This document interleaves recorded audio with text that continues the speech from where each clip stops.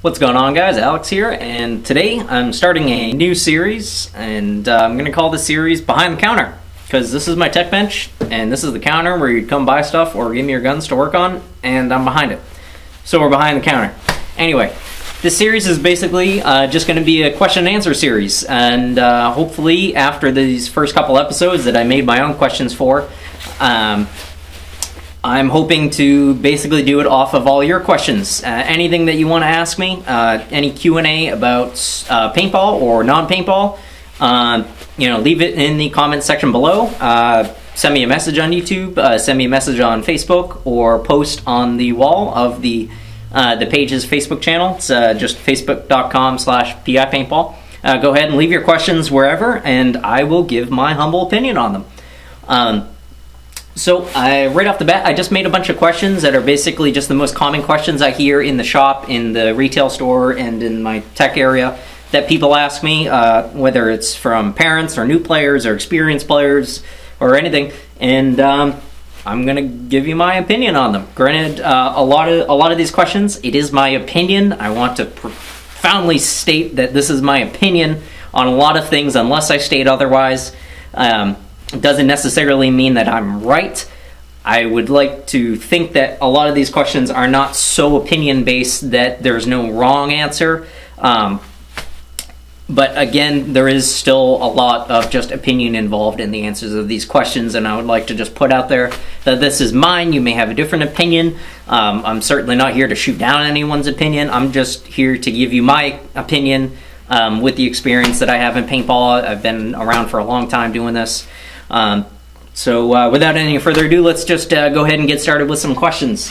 Are those guns on the wall really $1,500? Are they really worth $1,500? There's no real easy yes or solid yes or no answer to that. It depends who you are as a paintball player. Because anybody who's played paintball is a paintball player, regardless of if you're a 20, 30-year veteran, or you play D1 or Pro in the PSP, or you go to a paintball park once a year or whatever. If you go out and you play paintball, you're a paintball player. So are those guns really worth $1,500? To the average paintball player, I would say probably not. If you're completely playing paintball just as a recreational hobby, I would probably use the defining word here is if it's a hobby to you, no. If it's not a hobby to you, if it's something more, if it's a lifestyle, if you're doing this as a very, very serious thing, I would probably say you're more on the yes side, that marker is worth $1,500 to you. It's not worth $1,500 to the paintball player that is doing this as a hobby. Because there's no reason, if you're doing it as a hobby, you're probably just playing recreationally in your backyard, or in some woods somewhere, or at a park. If you're just going out and playing rec ball just to go out and have fun, and it's something you enjoy going and doing with your friends once a month or whatever, you don't need a $1,500 to go do that. If you want something electro and it's nice, grab an axe. They're like $460. Grab a mini, they're like $325. Grab a rail, they're $250. Grab a Tibbin 98, they're $120. You don't need a $1,500 gun to go enjoy a day playing paintball. Absolutely not. So if this is just a hobby for you, I'd say no, it's not worth that. If it's more, if you're playing serious tournament paintball, and you're trying to get better and better and better, and you're trying to move up in the divisions and really make this a serious thing in your life, I could easily say that yes, it's probably worth $1,500 to you, because it's going to give you those performance differences that you're really striving for and that you're really demanding out of your equipment. That's my short answer on it. I'm not going to go super long with a lot of these questions, because you could endlessly talk about why it's $1,500. So that's my short answer in it. If paintball is a hobby, no, it's not worth $1,500 to you. If it's more to you, if you're a serious tournament player, or you're just a serious player in general, and you want the best equipment, and you really are striving to get that performance out of your equipment, yes, I could easily say that those are worth $1,500 to you. So, next question. I get this one a lot. Paintball seems expensive. What the hell? Well, to keep everything in really short answers, I'm going to tell you right off the bat that this is not a cheap sport. Paintball is a luxury sport. It always has been. As far as I'm concerned, it always will be. That doesn't mean you can get. That doesn't mean you have to spend $1,000 to get going in paintball. You can go spend $250 on a paintball setup with a mask, a gun, a hopper, and a tank, and you're all set. You know, if you're playing once a month, or you know, just a little rec ball here and there, that's all you need.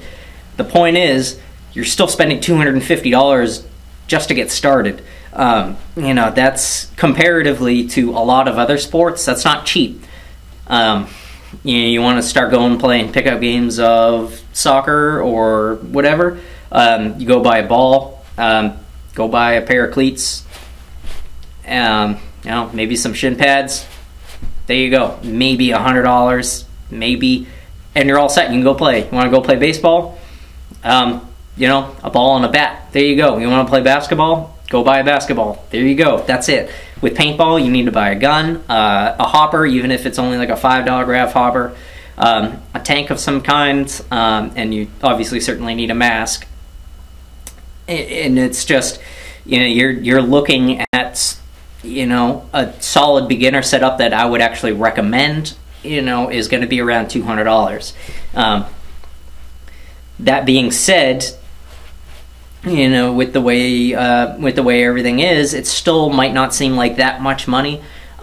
But when you really start getting into it, you know, it costs money every time you go play. You know, it costs money every time you need to get your air filled or whatever. You know, it costs money every time your equipment goes down or whatever. You know, it costs money to replace worn out parts and stuff like that. You know, it gets expensive very, very quickly.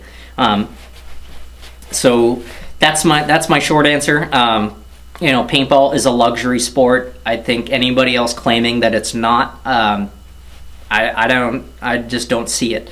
I just feel like it's a luxury sport. You know, it's like skiing or something like that. You know, everything's going to cost you a couple $100 here, a couple $100 there. It's not cheap. It's definitely a lot cheaper than it used to be to get in and to maintain, and you know, to be the average rec player. It's definitely cheaper than when I started playing when I was a kid. But you know, it still costs a little bit of money. Unfortunately, that's just kind of how it is. That's how it is in the industry. You know, equipment's not cheap, and unfortunately, I don't see that changing anytime often. I think this needs to cost money. I think you know, how much it costs to go play paintball for a day and everything where it is right now, like price wise. I like where it's at, and unfortunately, that's not good enough for everybody. You know, so I'm sorry about that, but it's not cheap. Equipment is expensive, and it costs money every time you go play. It's a luxury sport. That's just kind of the way it is. So that's my short answer on it, anyway. So, Electro guns versus mech guns. What's the difference? Basically, the difference you're looking at is how that paintball marker or that paintball gun is shooting the paintball is really, you know, when it comes down to it, the difference of an electro gun and a mech gun. With a mechanical gun that doesn't have any electronics in it whatsoever, you're basically just relying on on mechanics and air pressure to fire that paintball and either have the gun recock itself or what have you. You know, you're relying on basically just machinery to, you know, to slam forward and open up a valve and let all that air out that fires a paintball, and then use that repercussive force to drive itself and recock itself. With electronic guns, in general, you're using, it's going to be an electro-pneumatic system, which is basically you have electro, which is electric, and pneumatics, which is air systems, and they're electro-pneumatic systems, so it's electronically controlled air systems.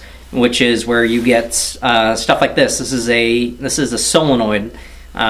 These electronic solenoids are obviously powered by electricity to perform a certain task and to channel air in different directions to drive that system and make the gun function and make that paintball fire. That's basically what you're looking at with the difference between the two. You're looking at electricity and electronic components driving the process of the gun versus just air and force driving the process of the gun is basically what it comes down to. In general, you're going to get better performance out of electronic guns, vice mechanical guns, and that is the super basic difference between the two. Obviously, electronic guns run off electricity and they need batteries. Mechanical guns don't. Mechanical guns tend to be a little bit heavier and cheaper for the most part. Electronic guns tend to be a little bit more expensive, obviously because of all the extra components and the electronic components that are in there. Cost more money. There you go. So in short, there you have it. Electronic guns, a little bit more expensive, probably better performance. Use electronic components and electricity to make that gun cycle properly. Mechanical guns, a little bit heavier, for the most part, a little bit cheaper, and it uses basically just pure force and that pressure of air to make the whole system perform. So that's the short answer of the difference between the two. So moving on, I get this question a lot too when people are in here having their stuff worked on or whatever. That seems like you have a really cool job. I want to be a tech. How do I get certified to be a tech? So my answer with that is, if you want to be a tech, there's nothing that says you have to be certified. Absolutely not. You can get certified. Absolutely. There's all kinds of tech classes and everything you can take that gets certifications from all the different paintball manufacturers and stuff like that. I have a bunch of them on the wall here behind me from like Empire and Dye and Eclipse and Bob Long and Lux and MacDev and Virtue and whatever else have you. There's tech classes you can go take that they teach you how to work and fix on the guns and the problems and all that kind of stuff, and in the end you get a certificate that says you're certified to work on blank. And that's cool and whatever like that. You know, they look nice on the wall, but my honest opinion is when it comes down to it, you don't need to be certified. Absolutely not. What you really just need is experience. I've been doing this for quite a long time, teching guns, which is why I'm the tech here. You absolutely don't need those tech certs to become a tech. I think you just need experience. Absolutely, just experience there's no substitute for just years and years and years of experience in teching. And working at your local field or your local shop or something like that.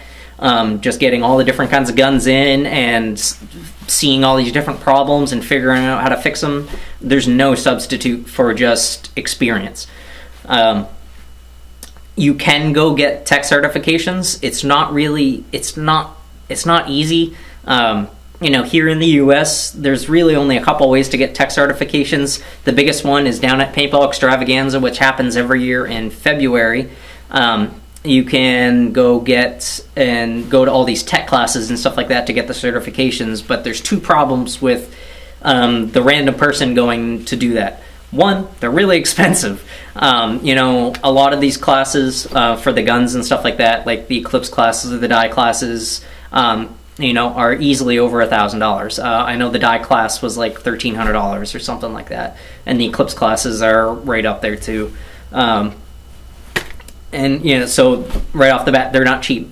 Two, you can't, Paintball Extravaganza is not open to the public. You can't just walk in and be like, hey, I like paintball, I want to go and walk through here. It's not open to the public. It's a business trade show for field and store owners, and basically how to get there is if you work at a paintball park or a shop and you don't currently go to Extravaganza, you go to whoever owns your facility or runs your facility and be like, hey, I think we should go to Paintball Extravaganza. and your business owner can go sign your field or store up to go to a paintball extravaganza. And at that point, you have to pay per person and all that, and then you have to travel. It's down in Leesburg, Virginia, and then you have to travel to go do it. And then you have to sign up for classes and pre-register and do all that stuff. But unless you're a field or store employee, your store or field owner can bring as many employees as he wants, as long as he pays for them. It might be capped to a couple. I'm not too sure. But there's no way to get in there unless you're an employee at a field or store and your field or store signs you up to go. Is basically how that works. And at that point, then you can go to the tech classes and stuff like that if you sign up for them in advance. The other way to get tech certifications is every once in a while, companies will offer tech classes. A lot of the times they're at a lot of the bigger fields, like CPX or something like that. And they'll offer courses to the general public where you can go and pay to, to get a tech certification. Eclipse does it a lot, but only over in England, as far as I'm aware. That is certainly, I very rarely hear about that. So really, the only way to get certs right now is to go to extravaganza, as far as I understand, unless you want to fly over to England and go to one of Eclipse's things. So yeah, that's how you can get certified. Again, you do not need to get certified. If you want to go be a tech, my advice is to go to your local field if they have a store or if they have techs working there, or go to your local shop and ask them if you can shadow the tech. Tell them you're looking to learn how to be a tech and you want to shadow the tech that's currently working there, so you can learn how to do it. That would be my advice. If anyone is around here looking to actually do that, just come hit me up. I'm always here all the time. If you're looking to learn how to do shit, you can certainly come in and I will teach you as much as I can. So there you go. Let's move on to the next question. Really common one with air tanks. I have a shop compressor at home. That means I can fill these air tanks, right? 99.99% of the time, no, you cannot. If you have a compressor at home, like a shop compressor or something like that, granted, it's probably like, like for construction, for like power, air power tools or whatever, something like that. If you have a compressor at home, I almost guarantee you it's probably going to be, around like 150 psi or something like that. That's what most shop compressors are for. Even if you have one of those giant tanks that's like 40 cubic feet and you can compress it down, the problem is that pressure is still not there. That is only still at 150 like psi, maybe 180 on the top end. Paintball tanks, even the low-end compressed air tanks are compressed to 1,000 psi.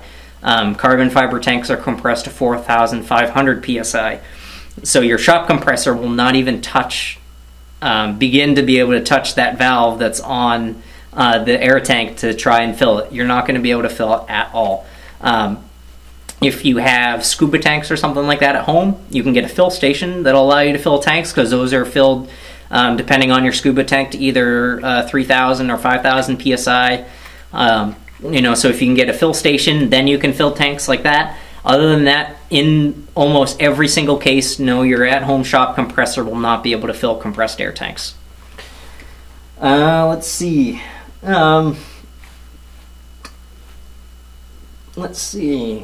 What do I do in my off time? What do I do in my off time? That is a very good question.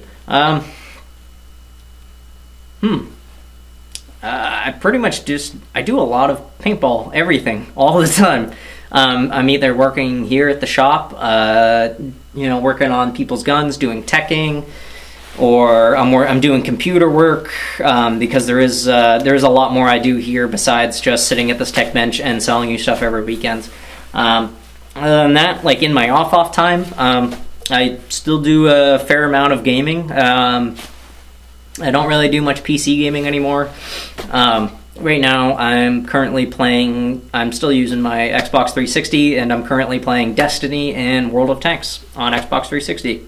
It's really the only two games I'm playing. Other than that, you know, probably just like anybody else. I watch a lot of YouTube because I do YouTube, and I like watching other creators on YouTube. You know, watch movies, go out to eat all the time. You know, go hit up the bar, go have a few beers. I don't know. Go hang out with friends. Pretty much the same thing as everybody else, except almost everything I do has paintball shoved in it somewhere. And some kind of paintball something going on. Yeah, that's really about it. I don't do too much on my off time, just because I really like to just relax and hang out and watch something on TV and chill out before I go do YouTube or more paintball stuff. So I'm pretty boring, apparently. So take that for what it's worth. Let's see. How do I feel about other YouTube channels? I get that question a lot from people who watch a lot of paintball on YouTube. You know, I have no problem with other paintball YouTube channels, as long as it's good content and they're not lying to your face or anything like that. I think as much paintball content that can get out in the world on media, Facebook, you know, Facebook, Twitter, YouTube, whatever. The more information and the more awareness we can get out about our sport, and the more stuff that's out there about paintball, I'm all for it. I watch most of the other paintball channels that are on YouTube. You know, I watch channels like Team Insanity, and I watch channels like Hustle Paintball, and I watch channels like Social Paintball and PB Nation, and you know, all the other big paintball channels. You know, I watch all that stuff because I love paintball. I love everything about our sport, minus a couple things. But you know, I love this sport, and you know, I'm always want to watch and do more stuff with paintball. So I think a lot of people have this preconceived notion that because I do a paintball YouTube channel here, that I don't like other paintball YouTube channels, which is completely false. As long as it's good content and it's truthful and it's helping somebody and it's good information, I'm all for it, man. I'm all about it. So that's how I feel about other paintball channels. You know, I love that there are other people besides me putting up content, or else I think you know, our sport would be for the worse. Absolutely. So I like other paintball YouTube channels. I hope they all do well, and I hope there's more in the future. So that's pretty much how I feel about it.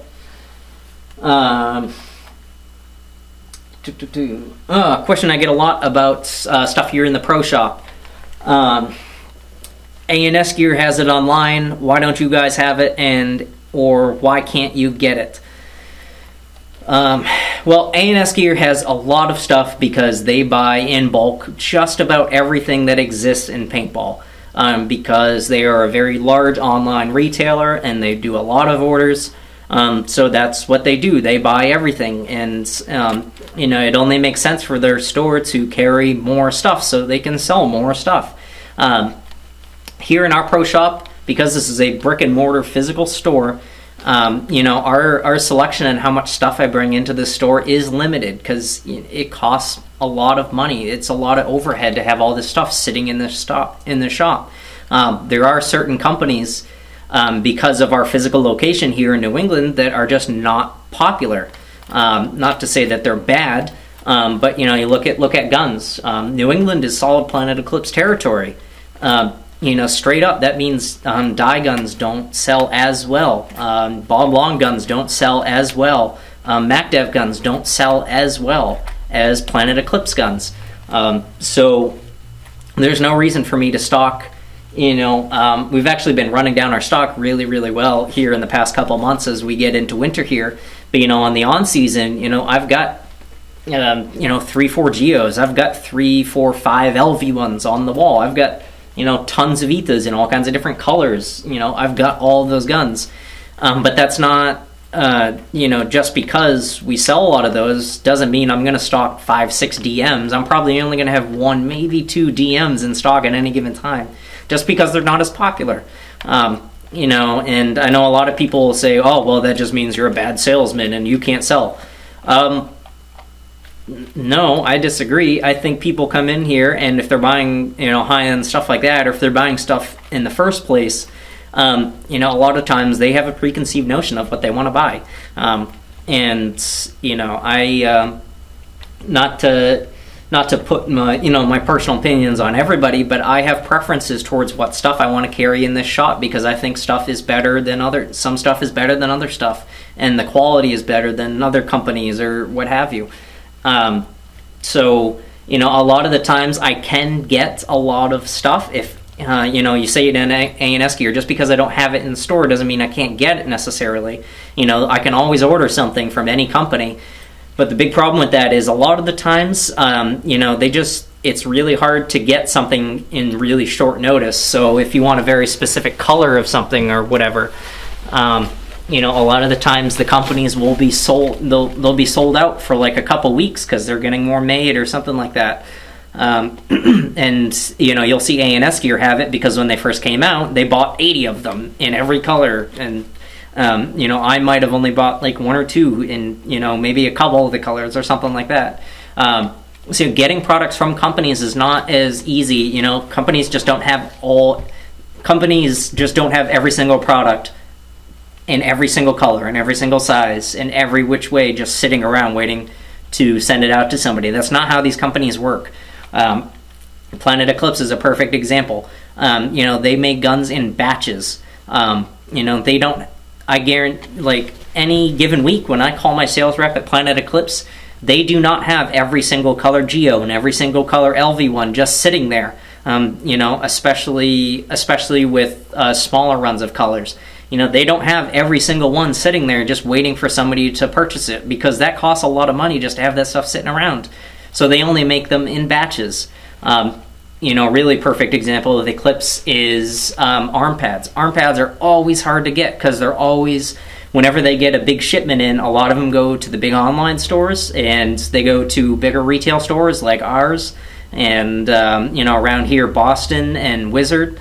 And then they're sold out for a while. You know, they need time to make more. It might be a month before they get arm pads back in. You know, it doesn't work. It's just sitting around, and I can get anything anytime. So unfortunately, that is you know, that is aggravating for a lot of people. It's aggravating for me. You know, I'm here trying to sell you in the store, and if you want something, you know, if I can't get it to you, you know, that's aggravating to me. You know, that's one less customer I can make happy and get them what they want. So that's really why we can't get everything all of the time. But you know, we do our best, and you know, if I can get it, I will. But you know, it's always something you should certainly ask, and don't just assume that your store or field can just get whatever you want whenever they want. You know, because it's not easy. So that's that. Why do parks use field paint only? Right off the bat, really easy question to answer: quality control. That's it. Quality control. You know, you can go. There's why field paint only? Because quality control is the only part of that question. That's it. That's the only answer. Quality control because we can, as a field paint only facility here, because we know what kind of paint we're getting, and we're getting high quality paint, and we don't allow you to bring your own paint, we're guaranteeing you a better experience because we're providing you with paint that we know is good paint. If you come in here with crappy Walmart paint and you go out there and the paint's breaking in the barrel, you can't shoot anybody, it's garbage paint, it's not breaking, you're going to have a bad time. And what are you going to do? You know, if you don't know too much about it, you're going to blame everything. You know, a lot of people might not think that paint has a big deal to do with anything. If you know, you're new to the sport or something like that, it has everything to do with everything. You know, they're going to come in here, they're going to get pissed off, and they're going to have a bad time, and they're going to blame, you know, they're going to blame everything but the paintballs, where the paintballs are really one of the biggest parts of having a good experience when you go play. You know, if you're shooting junk paint, you're going to have a junk time. If you're shooting good paint, chances are, depending on the rest of your equipment, you're probably going to have a better time. So that's pretty much the sole reason right there, quality control. It has nothing to do with freezing paintballs or anything like that, which is a really stupid myth that people actually do, and it's just a myth. it has everything to do, field paint only has everything to do with quality control and giving you a better experience. We're forcing you to have a better experience is what it comes down to. So that's why field paint only at a lot of facilities. Let's see.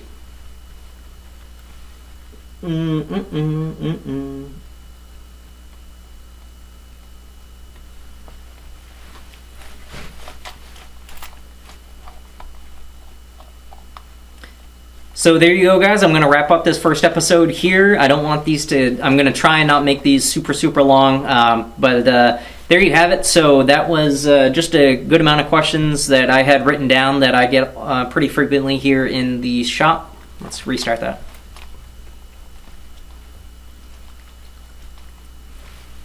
So there you go, guys. I hope you enjoyed the first question and answer video and my new series, Behind the Counter. What I really want from you guys is I want your questions, so I can answer them here on Paintball Roundtable and on Behind the Counter here in this video series. So if you go ahead and leave any questions you might have down in the comment section, or go put them over on the Facebook page or wherever, I just want to, I want you guys to ask whatever questions you want. So I can do my best to give my opinion on them. And that could be anything paintball related, anything non-paintball related. You can ask me what my favorite beer is. That's fine.